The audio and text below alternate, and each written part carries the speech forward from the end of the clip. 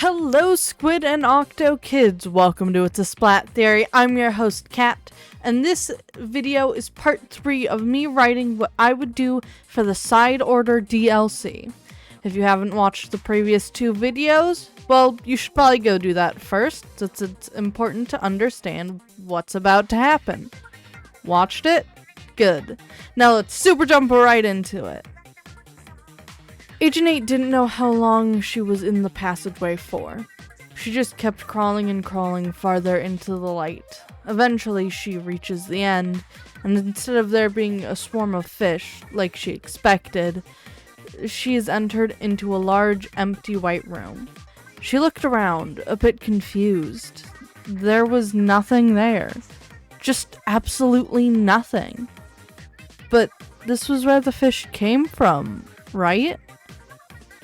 The whole thing felt very strange to Agent 8. She spun around in the middle of the room, looking for an exit. And she looks, and there's nothing. She goes back to go through the small passageway she crawled through, but it's gone. Nothing but a white room surrounds her. She goes up to the wall and starts banging on it. The sound of her fists hitting the wall echoed within the room, and slowly she sank to the floor. She was stuck here, in this room, in this wrong Ingopolis, with no one else. After a few minutes, 8 slowly raises her head and gets up. Then out of the corner of her eye, she sees it. A door. Just a normal, completely inconspicuous door. Agent 8 blinks. It's still there. She blinks again. That door wasn't there before. It couldn't have been. So then how? Agent 8 shakes her head. There wasn't time to waste, and there wasn't time to stand around being utterly confused. Because if that door can appear, it means that it can disappear too. She walks up to the door, grabs the knob, and yanks it open. She wasn't sure what was going on in this place, but she didn't really care. All she cared about was getting out of this horrible place. She had had her fill of adventures and dangers. Now she just wanted to live a quiet life in her Ingopolis. So without a second thought or a second glance, she walks through the doorway. The door slams shut behind her, and she's left in a dim corridor. As she walks through the long passageway, she can hear her boots echo off the walls, but besides that, there was silence.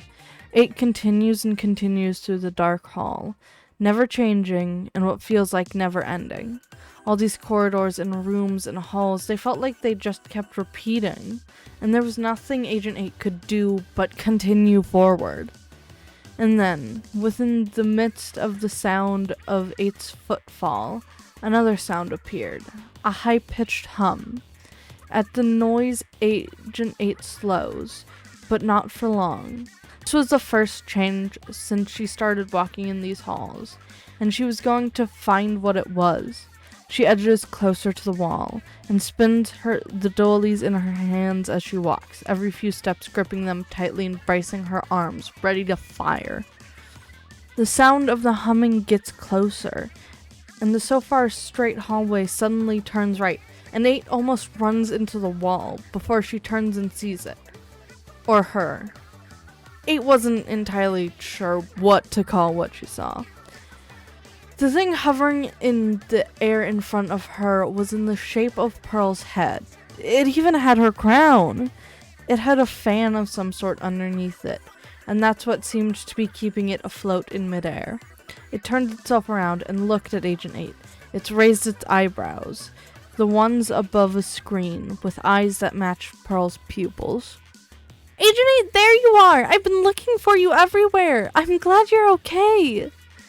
8 stares at the drone. The sound that came out of it sounded like Pearl's voice, but with everything else she had seen here, the other tricks, 8 couldn't be sure about anything anymore. Pearl laughs at the confusion on 8's face. I got a new ride! Like it? There were a bunch of tools and parts in the room that those fishy things took me to. And I had picked up a bit of computer knowledge from Rena, and all the parts were there to make this drone. I'm still in that room now, and I'm controlling this thing remotely. Neat, isn't it? Slowly, Agent 8 nods. She would just need to take Pearl's word for it, and there wasn't anything better to go by. The Pearl drone does a little twirl.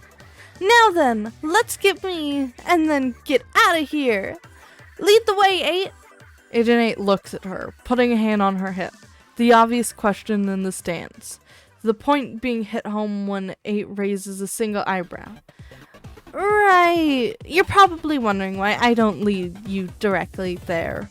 Well, I may or may not have gotten lost looking for you. It's not my fault. The rooms seemed to keep changing on me. 8 sighs and starts forward. At least it wasn't just her that the building seemed to be playing tricks on. They continue forward, running into more fish and fish-like creatures, fighting them off, going through more changing rooms and hallways. One of the times Pearl had the great idea to scan one of the fish through the drone. What the heck? She said while apparently reading the information the computer gave her. It says those things aren't alive. Like, they're robots or something. That can't be right. Come here, 8. Let me try scanning you so we can see if it's just broken. Agent 8 stands in front of the drone, holding her arms out slightly. A light shines from the screen of the Pearl drone, and it bathes 8 in a yellowish glow. Alright. Makes sense. Pearl's voice trailed off, and her metal eyebrows furrowed in what could have been confusion or worry. Then she gives a short, nervous laugh. What does a random computer know anyways? It doesn't matter what it says, it's probably just a bunch of random information jumbled together. Pearl hurriedly flies forward, and before 8 could ask, or Pearl could say any more, they had more fish to deal with. The whole thing wasn't brought up again. That's all for today. If you enjoyed the video, super jump over to that like button, splat the subscribe, and ring the notification bell. And as always, stay fresh, stay off the hook, stay cool, and catch ya later, Squid and Octo kids.